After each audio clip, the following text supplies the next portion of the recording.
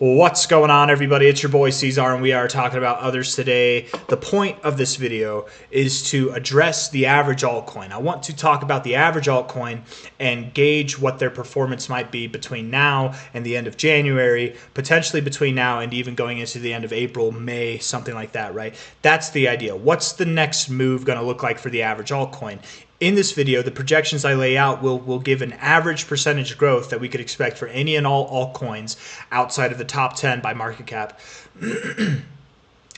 This approximation can be missed in the sense that your altcoin might not grow as much as the prediction that I'm about to lay out.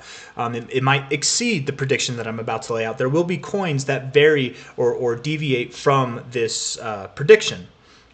But the average coin should do something approximately what we're going to guess here as far as percentage growth goes. So if that sounds good to you, hit the like button, subscribe if you want to see more content like this. Let's get into it without any further ado. The others chart, just real quick, it is the crypto total market cap excluding the top 10. If you don't know what the total market cap is, just essentially treat it as if you sold every crypto that is certifiable, quote unquote, outside of the top 10, if you sold every single coin for its current price, this is the amount of money that you would have, essentially, right? That's the market cap.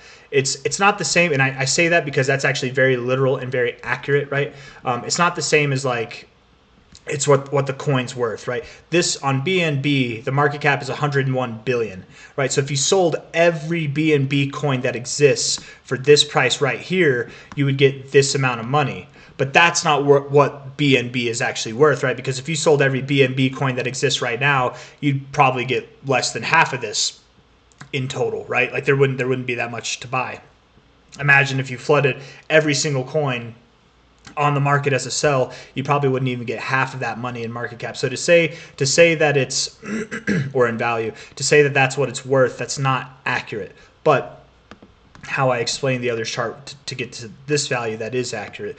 Just don't get the two confused. But anyways, now that we've done that, let's carry on here. So from a relative high to a relative low, okay, here we are right now, undoubtedly pushing higher, looking like we are about to pierce through the ceiling, right, and see new all-time highs on a cycle basis for the others chart, which is great because this is the average kind of altcoin chart, right? So the average altcoin, in other words, by this chart's definition, has probably not seen new all-time highs from last cycle to this cycle. The average coin, there's plenty that probably have, there's plenty that aren't anywhere near it, but the average coin should be looking, you know, on the horizon. You should be able to see a new frontier, so to speak, right?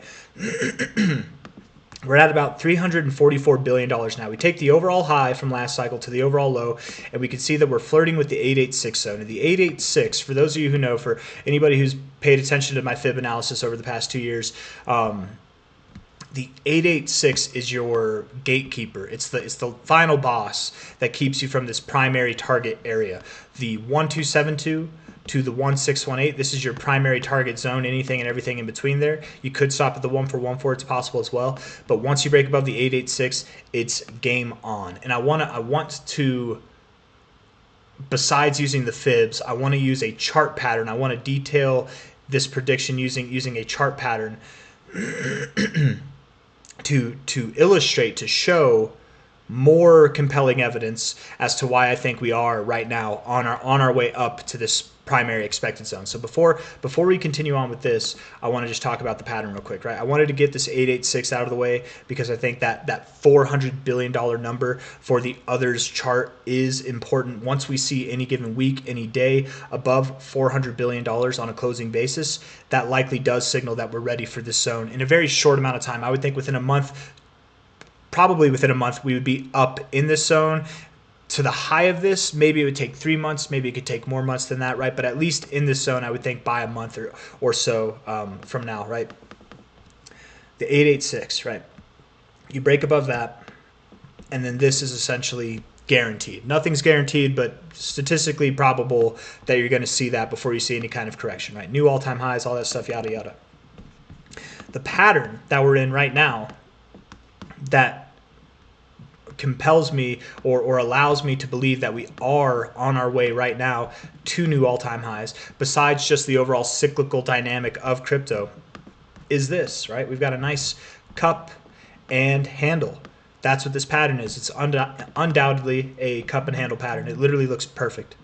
If this were to be a cup and handle pattern and we were to measure it the way that you're supposed to measure a cup and handle, you take the low of the pattern to the high of the pattern, and then you put the measurement there at the top of the handle.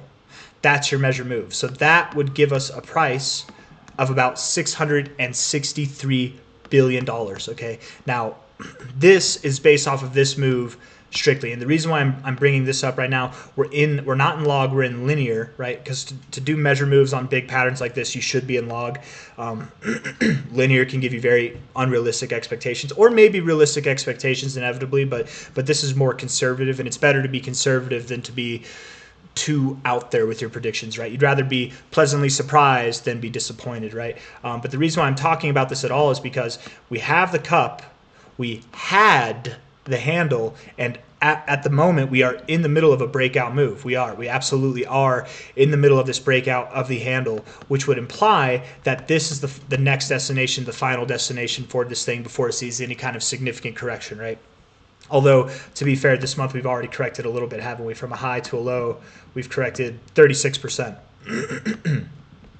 When I say significant correction, I mean something like this, or even something like this, but probably not a cycle-ending thing to get up here. The reason why we're focusing on this line, this pattern, this breakout as a whole, is because, again, you've broken the handle. So this is, by the definitions of this pattern, this is your current path. This is your target. You're on your way there now. Statistically, probably that's where you're going to go.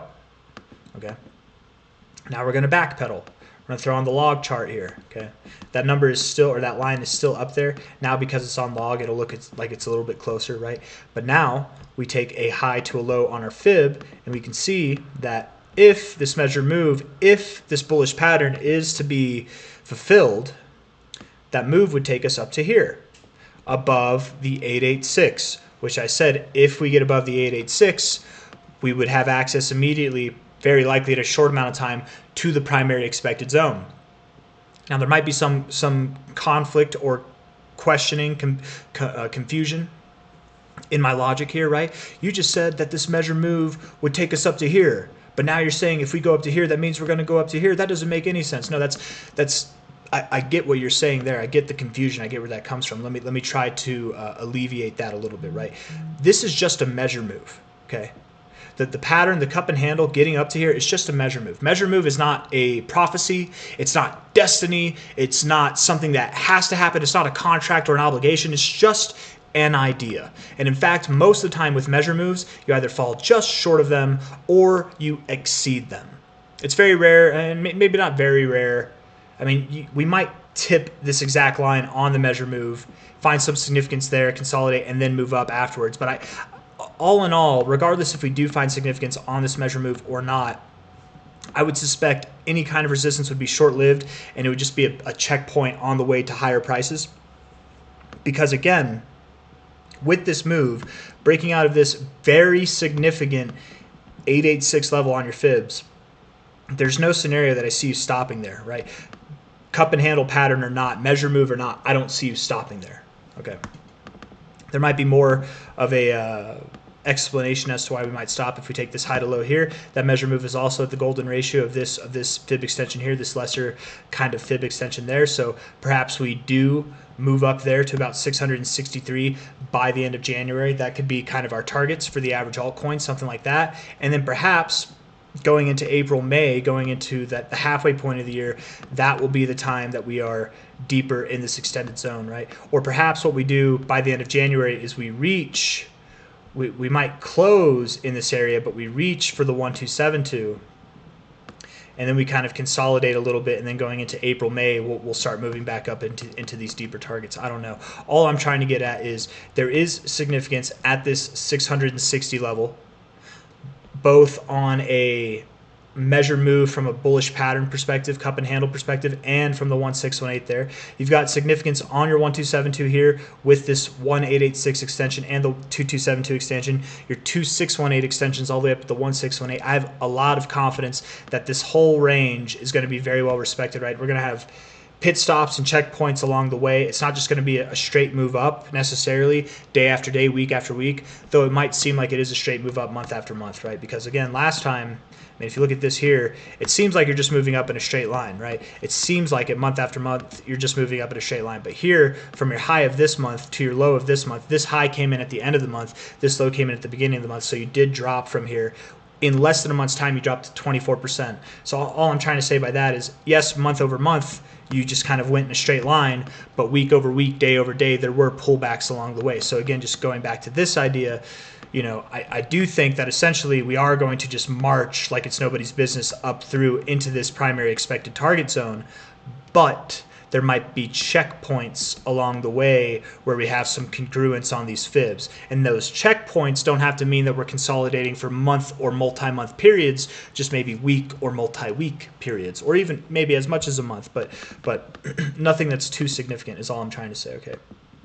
I don't know how confusing that is or how much sense that makes, but essentially, based off of where we are now, the statistical probability, once we break above $400 billion in market cap, in my opinion, would be that we do just make a move probably right up to this $838 billion, $900 billion zone, something like this. It's the 1272. It's the relative 1886 200 level of this move's extension here.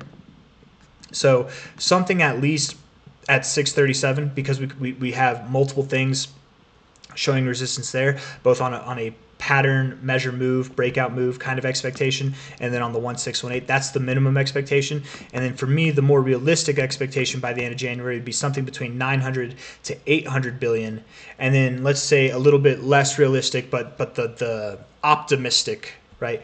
Pessimistic, realistic, optimistic look would be something around 1 trillion, just above $1 trillion in total market cap. Okay, so now let's go through and measure each of these zones, because again, we've got multiple points of significance addressed through multiple different metrics for all of them. So I think it'd be relevant to measure that, right? From here to the 618, the 1618, that would be a minimum of an 88% growth, or a little bit less than that, actually, a little bit less. Let's get it. Come on. Basically 87. Maybe 86, 85, we'll just say 85. 85% growth. So this would imply at a minimum, the average altcoin, any altcoin, you go through the top 100 and you just pick a random coin.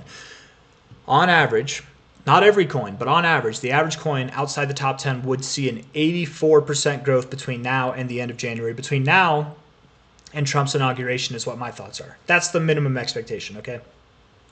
That's not bad. That's not crazy. I mean, this is crypto. Sometimes we get crazier growth than that in a shorter amount of time, but I'll take 84%. I think I can speak for all of us whenever I say that I wouldn't be upset with my coin or my portfolio seeing a nice 84% bump. That's not bad at all. That's the minimum target too, right? The more expected zone would be something between about 130 to 160%, something like that, right? With a real specific emphasis on that 150, 140 area. So 130, 160, with that middle part being the more likely area that we go to, in my opinion. That's decent gains too, right? So at least like a 2.3x, 2.6x, something like that between now and the end of January. I could see that. That makes a little bit of sense to me. Again, more to me realistic. This is more pessimistic. Now let's get optimistic. Here, the 1414 and the 2272 line up pretty well. Very, very well. That'd be something of like a 3.2x. Now, I will say I think there are coins between now and the end of January that will see more than a 3.2x. I think there are. I think there are coins that will see less than an 80% growth. But the average coin, I would suspect, probably see something around like a 2.5x, 2.3x, 2.7x, something like that. Well, that's good. I was getting to the end of the video anyways. Sounds like the fire alarm just went off, so I'm going to end the video there. Thank you all for coming. Hit the like button. Subscribe if you want to see more. The point was made. I had other stuff I wanted to talk about, but that shit's annoying, so take care. Thank you all. Bye-bye.